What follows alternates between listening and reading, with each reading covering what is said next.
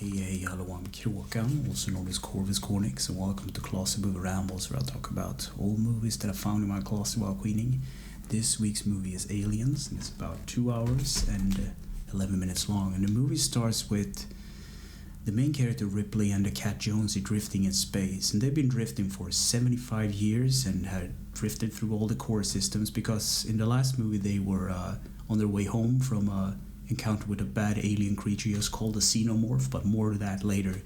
So she recovers and she talks to this company man called Burke, and she gives a testimony on what happened to the ship because the company is more concerned about the ship and the damages and how things what everything cost than actually lives, and they don't believe a story about the aliens.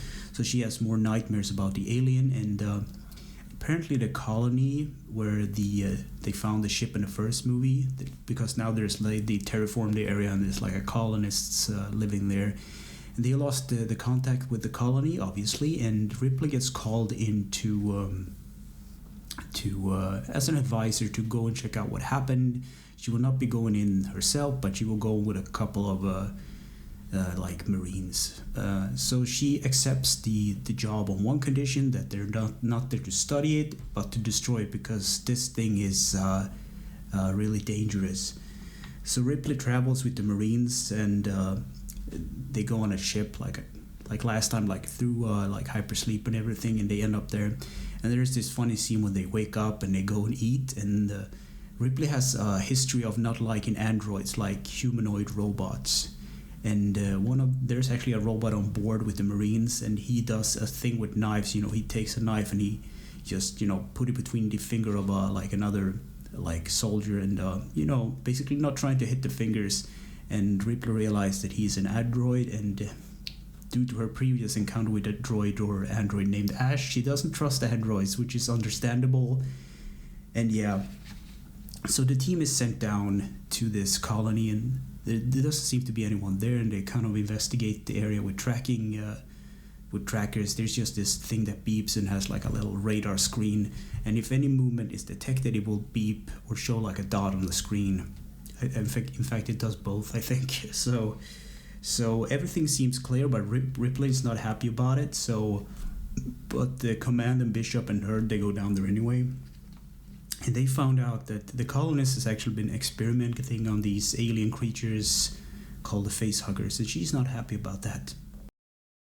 So they find this one surviving girl that crawls into a vent, and Ripley crawls after her, and she tries to calm her down and eventually get some information from her. She is actually called Newt or Rebecca, but she prefers to be called Newt. And then the other guys, the Marines, figure out where the colonists are. They're near there's like a fusion reactor that like powers up the place and also drives the terraforming device. It's sort of like what they do, they terraform planets so they will become habitable for humans, colonizing space, which is kind of a cool idea. But anyway, so they figure out that they are at sub-level 3 and they go there, but they can't use their pulse rifles because that will make the reactor go boom. So they have to use classical flamethrowers and, normal bullet weapons. Yeah. So they go there and they find the colonists. Most of them are dead, but there's this one girl that is alive, and she has an alien inside her chest, and it's about to burst out. And they basically kill the girl or the woman and the alien, and that wakes up the alien hive, and Ripley is kind of distraught by this, and she tells the commander to pull her team back, but he's I think he's like inexperienced, so he doesn't know what to do. He just panics, and what Ripley does is she goes in with the armored like tank car and just drives into the hive and saves most of the team from the Marine Corps. Well, outside they need to walk because Ripley kind of destroyed the vehicle. So they call for backup. They call in one of the pilots, but the pilot is killed by an alien which is in the cockpit, and the aircraft crashes. And then Hudson uttered one of the more famous lines from the movie. It's like, "That's it, man. Game over, man. Now what the fuck are we gonna do?" or something like that. So they kind of regroup and they go inside, and they figure out that Burke is a company suit after all, and he just wants one of the alien specimens to bring it back because it's worth a lot of money. It's like a bioengineer marvel, this alien xenomorph creature facehugger thingy. So Ripley or I should say Bishop, he figures out that they can remote control the smallest ship on board, like the spacecraft, with like an antenna, but they have to go to like a physical place to do it. So he just crawls into a tunnel and he goes there to align the thing himself. So otherwise they have to wait for like 16 or 17 days for a ship to might go by or something. But anyway, he's like an android. He says, well, I do it. No one else want to go out with the aliens. I can do it. I don't care. I'm a robot. So he goes out to fix the satellite dish, and Ripley try to get some sleep with Newt. And she wakes up nearly getting killed or attacked by a facehugger, which is one of those crawling things before they kind of impregnate the women or male or whatever, and then this alien grows inside the chest. It's kind of gross and weird. But anyway, they managed to avoid that. Ripley sets off the fire alarm, and the one who planted the facehugger there to begin with was Burke, because she basically wants her dead, but the Marine kind of catches up with him, or catches Burke, I should say, and they start to interrogate him. So the power goes out, and the alien starts to arrive, like lots of them, like the whole hive, and there's a lot of shooting from the Marines, and they try to escape, and Burke runs off, and he gets killed by another alien. And Hudson, one of the other guys, the famous lion guy, he gets grabbed by the aliens as well. And the ship is on the way now because Bishop is about to land it. And Vasquez, which is this awesome Marine chick, she stays behind with the commander because she can't really walk. She hurt herself, and she blows up a couple of aliens and herself in the process just to stay behind.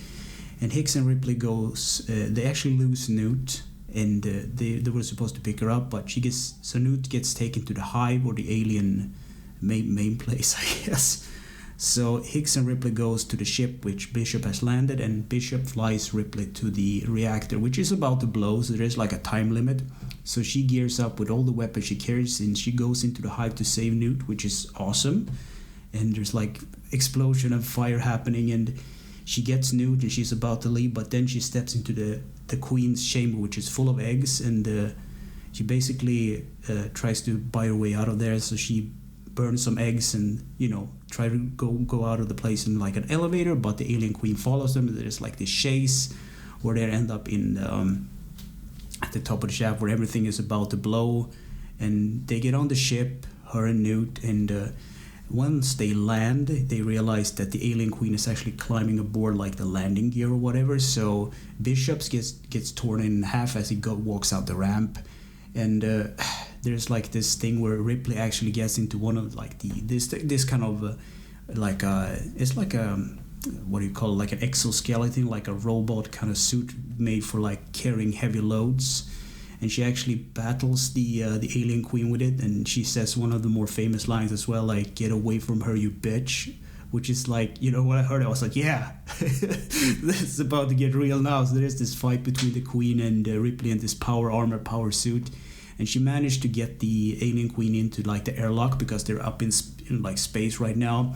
So she blows the alien out of the airlock, and she closes the airlock, and that's all good and dandy. And so they cut to her in like going to one of the like hibernation pods and going back to like civilized place.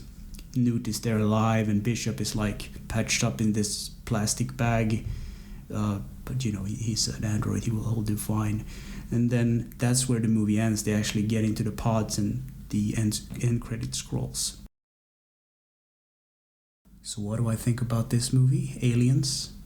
It's a good movie. So if you compare the titles from the first and the second movie, the first one is called Aliens, then the second one is called Aliens.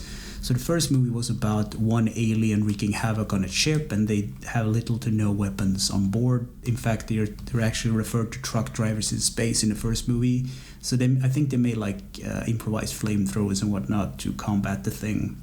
And the second one is about a whole hive of aliens, which is kind of a cool concept. You can see like in the movie, you see how the aliens kind of build their nest around the reactor core, and it has this kind of cool alien, I don't know how they made it, but they have like alien walls and stuff, which is kind of cool. And it's more of an action movie through and through. It actually bring in the heavy artillery with the Marines and everything, but they are no match for the aliens in the end, and they have to more or less blow everything up. So I actually like the second one a lot, but the first one is always a classic. So if you're in for some like mindless action with okay dialogue, you can't go wrong with Aliens. So yeah. Anyway, thanks for listening and watching, and take care.